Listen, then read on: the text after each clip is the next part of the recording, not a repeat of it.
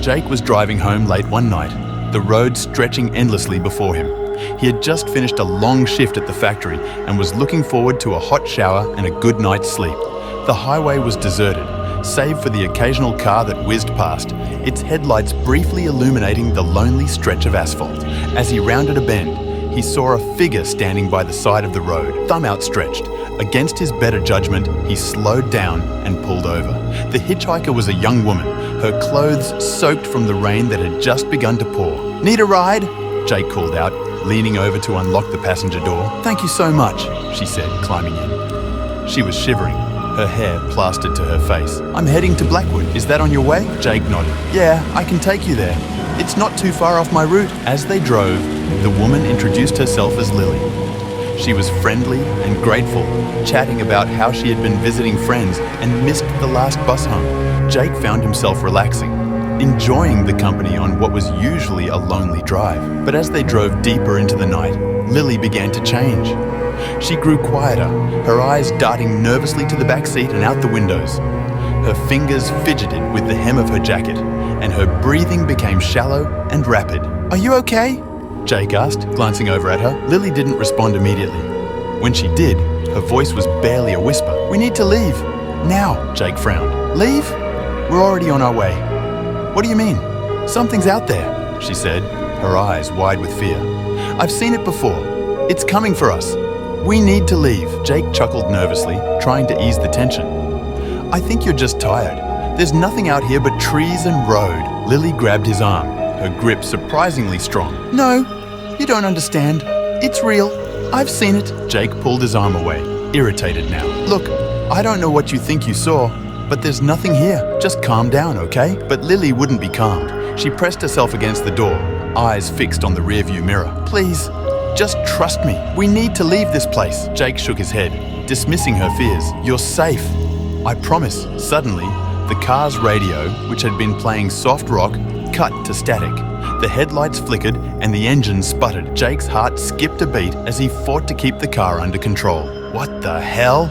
he muttered, gripping the steering wheel tighter. The radio continued its garbled noise, punctuated by brief moments of clarity where a voice seemed to whisper unintelligible words. Lily's agitation grew. "It's here. It's coming." Jake turned to reassure her, but froze. In the rearview mirror, a shadowy figure appeared in the back seat. Its form was indistinct, but the feeling of malevolence was unmistakable. Jake's breath caught in his throat as he blinked, hoping it was a trick of the light. But when he looked again, the figure was still there, closer now. "Drive faster," Lily urged, her voice trembling. Jake slammed his foot on the gas, the car lurching forward. The figure in the back seat didn't move, but its presence was suffocating. The air grew cold, and Jake's breath misted in front of him. He could feel the weight of unseen eyes on him, pressing down with an intensity that made his skin crawl. The road ahead seemed to stretch endlessly, the trees on either side closing in. The headlights flickered again, and the radio's whispers grew louder. Jake's knuckles were white on the steering wheel, his mind racing. "What do we do?" he shouted over the noise. "Just keep driving," Lily said, her eyes never leaving the mirror. "Don't look back. Whatever you do, don't look back." Jake wanted to argue, to demand answers, but fear had taken hold. He focused on the road, trying to block out the feeling of the figure looming behind him. The car sped down the highway, the engine roaring in protest. Suddenly, the figure spoke, its voice a low, guttural rasp. "You cannot escape." Jake's heart pounded in his chest. He fought the urge to turn around, to confront whatever was haunting them, but he remembered Lily's warning and kept his eyes forward. The figure's laughter echoed in the car, cold and mocking. "You are mine!" Panic surged through Jake. The car's headlights flickered once more before going out completely, plunging them into darkness. Jake's vision blurred, the road barely visible under the weak light of the moon. "Keep going!" Lily screamed. "Don't stop!" Jake pressed the accelerator harder, his fear giving him strength. The car surged forward, cutting through the night like a desperate animal fleeing a predator. The figure's presence grew stronger, its whispers turning into a cacophony of voices, each one promising torment and despair. As the car barreled down the road, Jake saw a light ahead. A small gas station appeared, its neon sign flickering. He steered towards it, hope blossoming in his chest. Maybe they could find refuge there, some kind of sanctuary from the horror chasing them. The car screeched to a halt in front of the gas station. Jake and Lily scrambled out, the cold night air biting at their skin. They ran inside, the bell above the door jingling weakly. An old man stood behind the counter, his expression curious but calm. "What's the rush?" he asked, looking between the two of them. "There's something out there," Jake panted, pointing back towards the car. "We need help." The old man's eyes widened slightly and he nodded. Come in, you'll be safe here." They huddled inside, watching through the window as the shadowy figure emerged from the darkness. It stood at the edge of the light cast by the gas station, its form shifting and writhing. "You did well to get here," the old man said, his voice steady. "This place is protected. It cannot cross the threshold." Jake and Lily exchanged a glance, relief washing over them. The old man handed them a cup of hot coffee each, his eyes kind but serious. "What was that?" Jake asked, his voice shaking. The old man sighed. "An old, malevolent spirit. It preys on travelers, feeding on their fear and despair. You're lucky you listened to her warning," he said, nodding towards Lily. Lily shivered, still looking out at the figure. "It won't follow us, will it?" The old man shook his head. "No, you're safe now. But remember, the road holds many dangers. Always trust your instincts." As the night wore on, Jake and Lily stayed in the warmth of the gas station, the figure eventually melting back into the darkness. They knew they had narrowly escaped something far worse than they could have imagined, and they knew too that they would never forget the night they faced the warning and lived to tell the tale. It was a chilly autumn evening when Mark decided to take the scenic route home. The winding roads through the countryside were usually quiet, offering him a chance to clear his mind after a long day at work. As he rounded a bend, he saw a figure standing by the roadside, thumb outstretched. Against his better judgment, he slowed down and pulled over. "Need a ride?" Mark called out through the open window. The hitchhiker, a young woman with tangled hair and a worn-out backpack, nodded gratefully. "Yes, thank you. I'm heading to Greystone Manor. Do you know it?" Mark frowned. "Greystone Manor?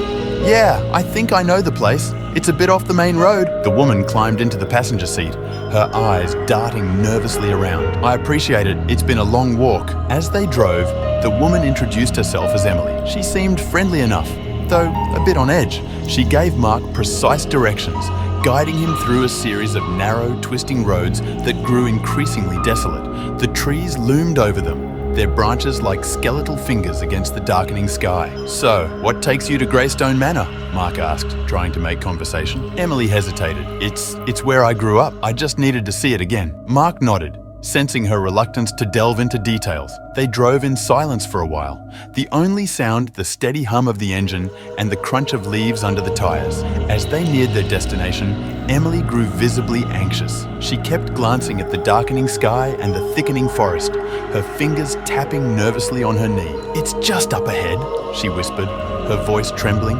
Mark followed her gaze and saw the outline of an old, dilapidated mansion in the distance. Greystone Manor stood ominously against the twilight, its once grand facade now crumbling and covered in ivy. A sense of unease settled over him. "We're here," Mark said, pulling to a stop in front of the mansion. Emily's eyes widened in terror. "No, this isn't right. This isn't where I wanted to go. Please, we need to leave. Now!" Mark stared at her, bewildered. "But you said this was the place. Are you sure? Please, just go," Emily pleaded, her voice rising in panic. "Anywhere but here." Confused but concerned, Mark nodded and turned the car around. He drove back the way they had come, casting occasional worried glances at Emily. She was pale, trembling, and muttering to herself. He finally pulled over at a small gas station a few miles away. "This should be safe," he said gently. "You can call someone from here." Emily nodded, her eyes filled with gratitude and fear. "Thank you," she whispered, before hurriedly getting out of the car and disappearing into the gas station. Mark drove home, unsettled by the strange encounter. That night, unable to sleep, he decided to look up Greystone Manor. What he found sent a chill down his spine. Years ago, Greystone Manor had been the site of a tragic accident. A fire had broken out, claiming the lives of the entire family living there, including a young girl named Emily. The house had been abandoned ever since, rumoured to be haunted by the spirits of those who perished in the blaze. Mark sat back in his chair, his mind racing. The Emily he had picked up couldn't have been a ghost, could she? but the fear in her eyes, the desperation in her voice, it all made a disturbing kind of sense now. He never saw Emily again, but he couldn't shake the memory of that night. The roads through the countryside no longer seemed so peaceful, and he couldn't help but wonder about the restless spirits still wandering, looking for someone to guide them away from their tragic past. John was driving home on a foggy night, the kind where the mist wraps around your car like a shroud, obscuring everything beyond a few feet. He'd just finished a late shift at the diner and was eager to get back to his warm bed. The empty road stretched out before him, illuminated only by the dim glow of his headlights cutting through the thick fog. As he rounded a bend, he saw a figure standing by the roadside, thumb outstretched. Against his better judgment, John slowed down and pulled over. The hitchhiker was a young woman, her features barely visible in the gloom. "Need a ride?" John called out, leaning over to unlock the passenger door. "Thank you," she said, her voice soft and somewhat melodic. She climbed in, bringing a chill with her that made John shiver. "Where to?" John asked as he pulled back onto the road. "Just a bit further up the highway," she replied, her eyes fixed straight ahead. John nodded, and they drove in silence for a few minutes. He glanced at her out of the corner of his eye. She seemed normal enough, dark hair, pale skin, dressed in a simple dress and coat, but there was something unsettling about her, a sense of wrongness he couldn't quite place. As they continued down the lonely road, John noticed something odd.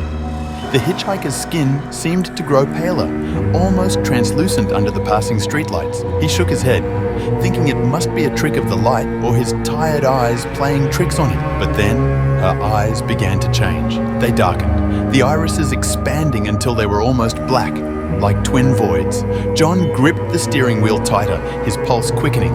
He stole another glance at her, trying not to let his fear show. The hitchhiker turned to look at him, her eyes now completely black. "Is something wrong?" she asked, her voice now echoing slightly, as if coming from a deep well. John forced a smile. "No, nothing.